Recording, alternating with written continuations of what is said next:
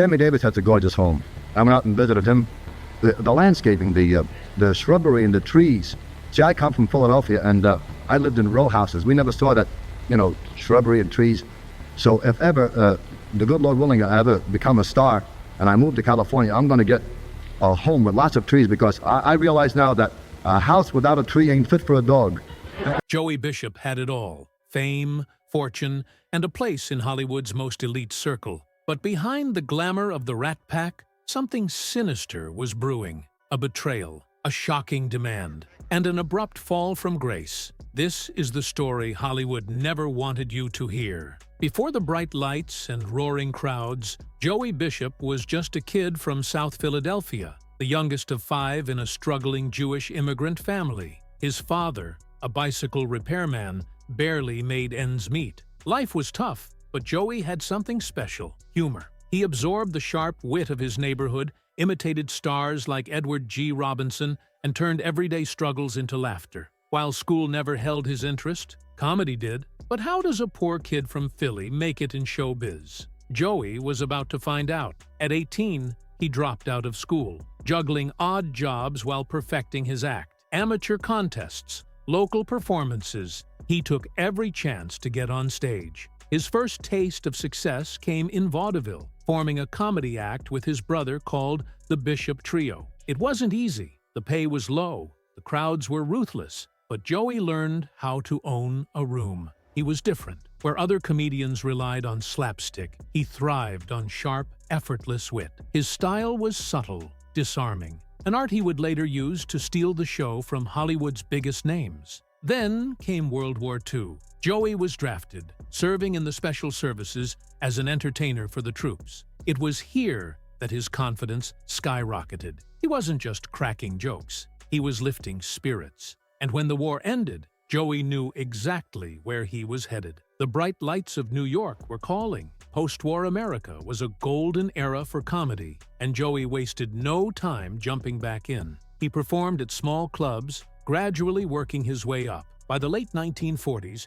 he was making $11,000 a week, an astronomical sum for a young comedian. But television was the future, and Joey was ready. His big break came when he started appearing on variety shows, including the iconic Ed Sullivan Show. But the moment that changed his life forever? When Frank Sinatra walked into the club where Joey was performing. Sinatra was the king of Hollywood, a power broker who could make or break careers. And he saw something in Joey, a unique charm, a razor-sharp wit. He knew Joey was different. One night, after watching his set, Sinatra made a move that would alter Joey's fate. He invited him to open for him at Bill Miller's Riviera in Fort Lee, New Jersey. Then came the legendary Copacabana in New York. Joey was now in Sinatra's inner circle, a coveted spot in the Rat Pack. But was it a blessing or a curse? The Rat Pack wasn't just a group, it was a cultural phenomenon. Late-night performances at the Sands Hotel in Las Vegas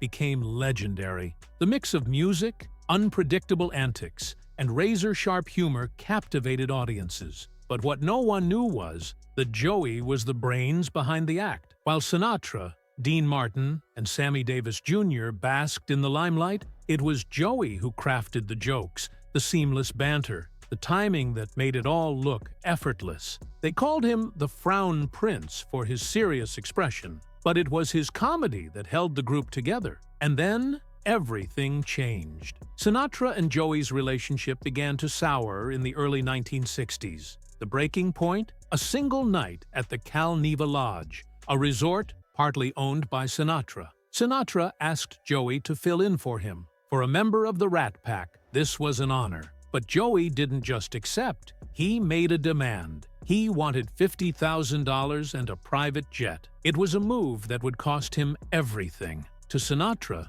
this wasn't just a request. It was betrayal. Loyalty was everything to him. He had lifted Joey into the Hollywood elite, and now Joey was acting like he was the one doing Sinatra a favor. Sinatra was furious, and when Sinatra got mad, careers ended. Overnight, Joey was out. The doors that had once been wide open slammed shut. Sinatra made sure of it. Joey was erased from major projects, replaced in films like Robin and The Seven Hoods. He had been a part of history. Now, he was an afterthought. The entertainment industry, once his playground, turned its back on him. And he wasn't the only one.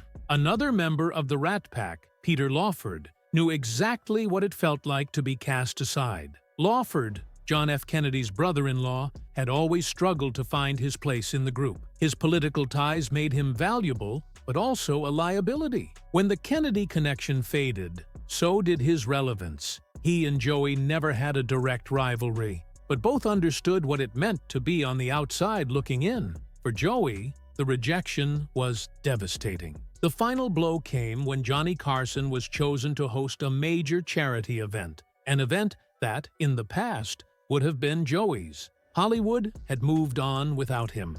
But Joey wasn't one to go quietly. He reinvented himself, landing his own talk show in the late 1960s. He found success on television, proving that he didn't need Sinatra's approval to stay relevant. And yet, despite his new accomplishments, the bitterness never fully faded. He had been part of something historic, something that defined an era, and in the end, he was left wondering, had it all been worth it? As the years passed, Joey Bishop remained the quiet legend of the Rat Pack, the man who shaped the humor behind the chaos. But one question lingers. Did Sinatra's betrayal destroy him, or did it set him free? The answer may never be clear, but one thing is certain. Hollywood never forgets. And neither did Joey Bishop. Joey Bishop's story is one of talent, resilience, and the unshakable weight of being the most overlooked member of an iconic group. Even as his career reached incredible heights, the shadow of the Rat Pack never truly faded. The laughter, the camaraderie, the legendary performances,